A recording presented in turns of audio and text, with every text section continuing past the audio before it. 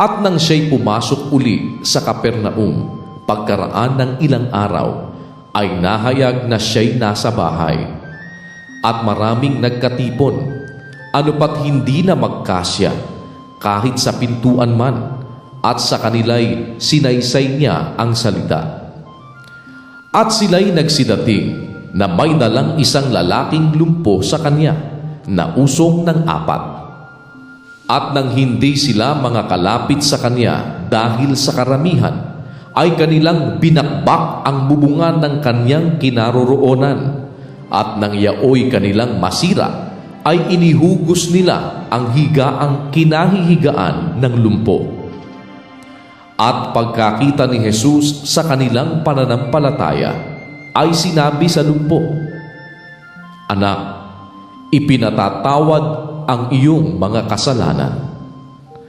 Ngunit mayroon doong nangakaupong ilan sa mga eskriba at nangagbubulay-bulay sa kanilang mga puso.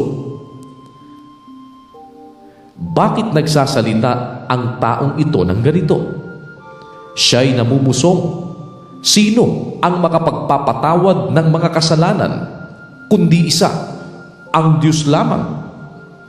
At pagkaunawa ni Jesus sa kanyang espiritu na sila'y nangagbubulay-bulay sa kanilang sarili, pagdakay sinabi sa kanila, "Bakit binubulay-bulay ninyo ang mga bagay na ito sa inyong mga puso?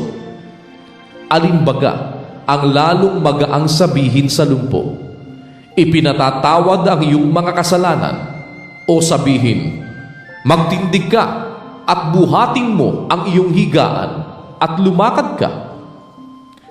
Datapwat upang maalaman ninyo na ang Anak ng Tao ay may kapamahalaan sa lupa na magpatawad ng mga kasalanan."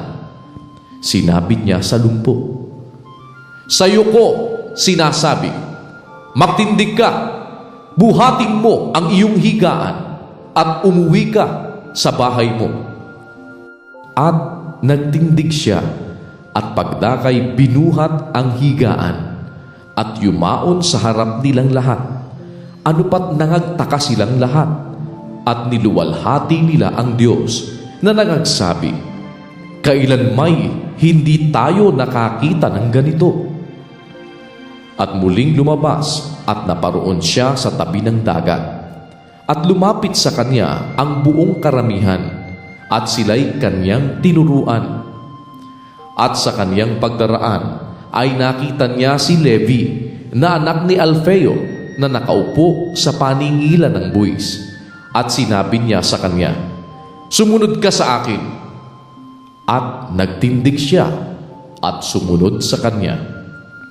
At nangyari na siya'y nakaupo sa pagkain sa kanyang bahay, at maraming maniningil ng buwis at mga makasalanang nagsiupong kasalo ni Jesus at ng kanyang mga alagad, sapagkat sila'y marami, at sila'y nagsisunod sa kanya.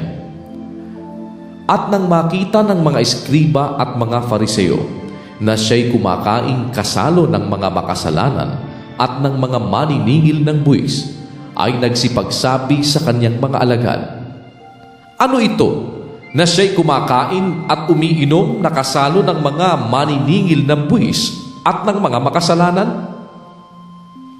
At nang ito'y marinig ni Jesus, ay sinabi niya sa kanila, "Hindi nangangailangan ng manggagamot ang mga walang sakit, kundi ang mga may sakit. Hindi ako naparito upang tumawag ng mga matuwid, kundi ng mga makasalanan." At nangag-aayuno ang mga alagad ni Juan at ang mga Fariseo, at sila'y nagsilapit at sinabi sa kanya, "Bakit nangag-aayuno ang mga alagad ni Juan at ang mga alagad ng mga Fariseo? Datapwat hindi nangag-aayuno ang iyong mga alagad." At sinabi sa kanila ni Jesus, "Mangyayari bagang mangag-ayuno ang mga abay sa kasalan, samantalang ang kasintahang lalaki ay suma sa kanila? Samantalang ang kasintahang lalaki ay suma sa kanila, ay hindi sila mga kapag-aayuno. Datapwat darating ang mga araw na aalisin sa kanila ang kasintahang lalaki. At kung magkagayoy, mag-aayuno sila sa araw na yaon. Walang taong nagtatagpi ng matibay na kayo sa damit na luma. Sa ibang paraan, ang itinagpi ay binabatak ang tinagpian. Sa makatwid bagay, ang bago sa luma, at lalong lumalala ang punit. At walang taong nagsisilid ng bagong alak sa mga balat na luma. Sa ibang paraan, ay pinupunit ng alak ang mga balat, at nabububo ang alak, at nasisira ang mga balat. Kundi ang alak na bago ay isinisilid sa mga bagong balat. At nangyari na nagdaraan siya sa mga bukiran ng trigo ng araw ng Sabat, at ang mga alagad niya, samantalang nagsisilakad, ay nagpasimulang magsikitil ng mga uhay. At sinabi sa kanya ng mga Fariseo, "Narito, bakit ginagawa nila sa araw ng Sabat ang hindi matuwid?" At sinabi niya sa kanila, "Kailanman bagay hindi ninyo nabasa ang ginawa ni David nang siya'y mangailangan at magutom, siya at ang kanyang mga kasamahan? Kung paanong pumasok siya sa bahay ng Diyos ng panahon ng dakilang saserdoteng si Abiatar, at kumain siya ng tinapay na itinalaga na hindi matuwid kanin maliban na sa mga saserdote lamang, at binigyan pa rin niya ang kanyang mga kasamahan?"